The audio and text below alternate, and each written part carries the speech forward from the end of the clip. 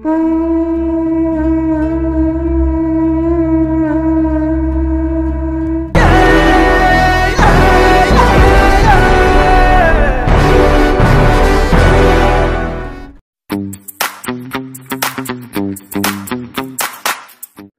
RF react hook అనేది ఎందుకు వాడతామంటే, నార్మల్గా మనకి డాక్యుమెంట్ ఆబ్జెక్ట్ మోడల్స్లో చాలా ఎలిమెంట్స్ అనేవి ఉంటాయి.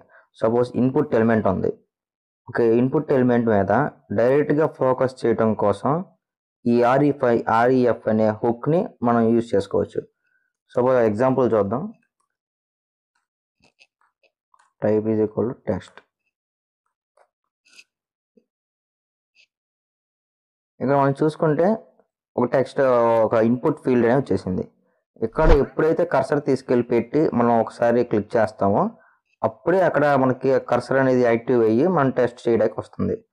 సపోజ్ ఒకసారి రీఫ్రెష్ చేసి మౌస్ని ఏమి టచ్ చేయకుండా డైరెక్ట్గా టైప్ చేయడానికి ట్రై చేస్తే మనం టైప్ చేయలేం.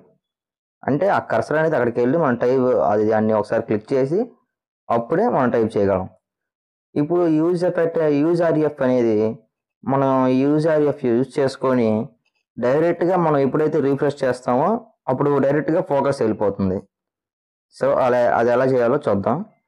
ఇప్పుడు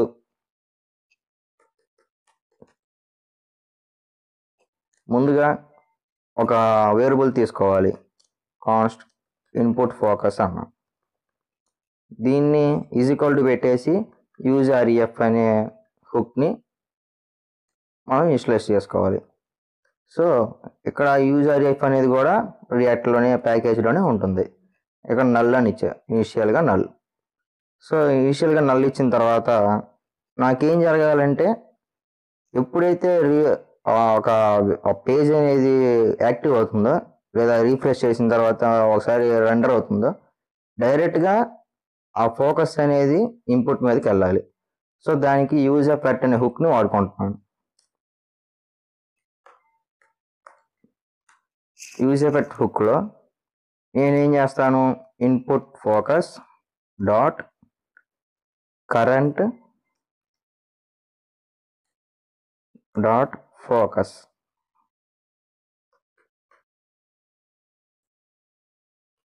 ఇలా ఇచ్చాను.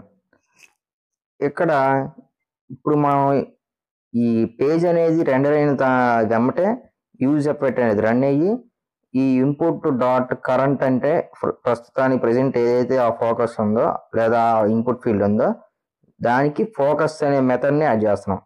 దీన్ని చేయడం వల్ల ఆ ఫోకస్ అనే స్టైల్ సపోజ్ సిఎస్ఎస్లో కూడా చూడవచ్చు. మనం ఇన్పుట్ ఈస్టు ఫోకస్ అని ఇస్తే ఫోకస్ చేసినప్పుడు ఏం రావాలో అక్కడ స్టైల్ని అప్లై చేస్తాం.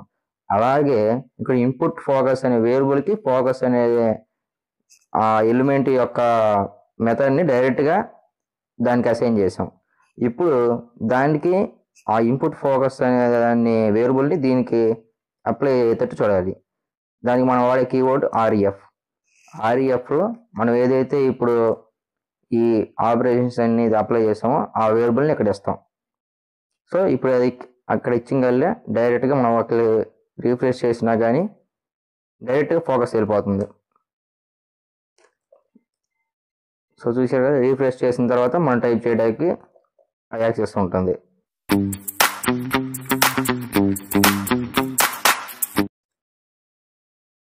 సో ఇది ఏమీ లేదనుకున్నాం, అప్పుడు ఖచ్చితంగా మనం ఇక్కడ క్లిక్ చేస్తే అది ఫోకస్ వస్తుంది, లేకపోతే రాదు. అదే మనం యూజ్ ఆర్ఎఫ్ యూజ్ చేసుకుంటే రీఫ్రెష్ చేసిన ప్రతిసారి డైరెక్ట్గా ఫోకస్ అనేది వెళ్ళిపోతుంది. సో యూజ్ ఆర్ఎఫ్ అనేది ఎలా వాడతాం, మళ్ళీ మనం స్క్రోల్ చేయడం కోసం ఆటో స్క్రోల్ చేయడం కోసం కూడా యూజ్ ఆర్ఎఫ్ అనేది యూజ్ చేస్తాం. సో బేసిక్ ఇంట్రొడక్షన్ అయితే యూజ్ ఆర్ఎఫ్ గురించి ఇంతే.